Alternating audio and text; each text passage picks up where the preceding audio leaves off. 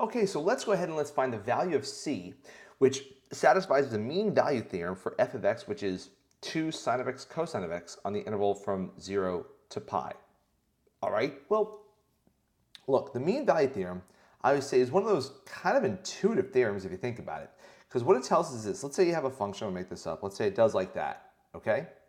And now let's say that you figure out the average rate of change from, let's say, some point A to some point B. Now, the average rate of change is found as the slope of the secant line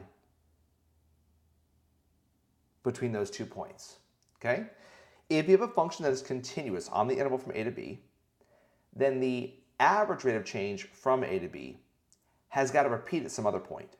Now, it's not necessarily going to be dead center between A and B, but it's going to be somewhere between A and B. That slope, the slope of that tangential line, is going to repeat, right? In other words, the average rate of change between A and B must equal the instantaneous rate of change of the function somewhere between here and there, okay? So what we want to do is we want to find out where that happens to be. And so we will find that out by doing the following, okay? So step one, what we're going to do is we're going to get the average rate of change. So always do that. And I guess step 0, before you even do step 1 is this a continuous function between 0 and pi? I mean, sure, right? 2 sine x cosine x is totally a continuous function. So we've got ourselves here first just finding f of b minus f of a all over b minus a. In other words, we're going to find the what? Slope of the secant line.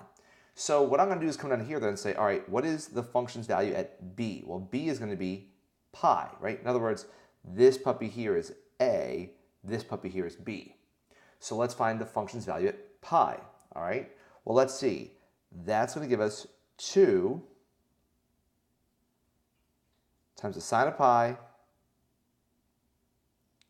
times the cosine of pi, right? Just pop in pi to the original function. Well, unfortunately, if we think about what our sine and cosine graphs look like, right? We know that for the sine is going to be 0 at pi, so this amount is 0, and unfortunately, since that's 0, the whole darn thing just goes to 0. But that's fine. What is f of 0, incidentally? Well, that will give you 2 times the sine of 0 times the cosine of 0.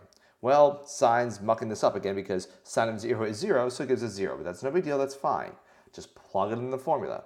So it turns out the average rate of change of that function between 0 and pi is f of b, which is 0, minus f of a, which is 0, divided by pi minus 0.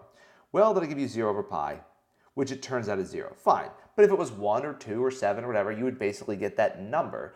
And then what we're going to do in our next step is take the derivative of this function and set the derivative equal to that number. Now, it turns out the number happens to be 0, but it could be anything. That's fine, okay? So let's set this bad boy equal to 0. So let's go ahead here and take that derivative so we can then set it equal to 0.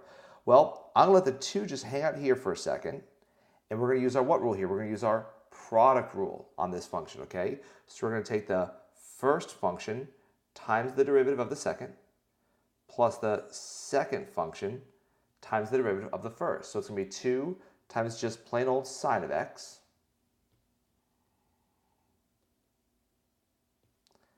times what? Well, the derivative of the second. What's the derivative of the cosine? The answer is it's negative sine, so I'm going to write negative sine of x there. Notice I put little dots between this to show that we're multiplying. I'm then going to add to that the second function, which is cosine,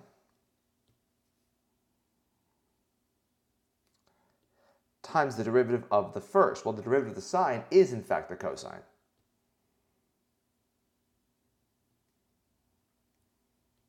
Sound good? So now, let's think what that gives us. It gives us 2, and on the inside there we have negative, can we agree that's negative sine of x times sine of x, or negative sine squared of x, plus cosine of x times cosine of x, which is just cosine squared x, and we're going to set that bad boy equal to 0. Now, I will admit this is pretty tricky, but right here, if you take negative sine squared of x plus cosine squared of x, or put another way, take cosine squared of x minus sine squared of x, that gives you cosine of 2x. It's one of those trigonometric identities, okay? So what we have here is 2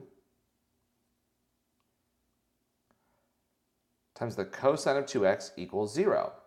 And if it's all the same to you, the 2 doesn't really matter, right? Because I could like divide both sides by 2, I guess. Divide by 2, get rid of that. And so we get, where does cosine of the quantity 2x, where does that equal 0? Excuse me. Well, let's think about it. Where does our cosine graph equal 0? Now, mind you, though, we're only considering this between 0 and pi. So where does cosine of anything equal 0? If you think of your graph, right, the cosine is going to equal 0 at pi over 2. So basically, though, the answer isn't pi over 2 because you see 2x is pi over 2.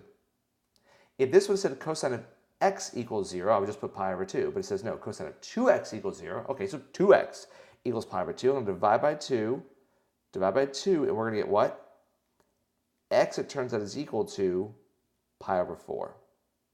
Whoops, pi over 4.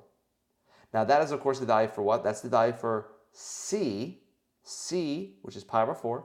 That's going to satisfy our mean value theorem. Mean value theorem says that on the interval between 0 and pi, it's at pi over 4, that the slope of the tangent line is equal to the slope of the secant line.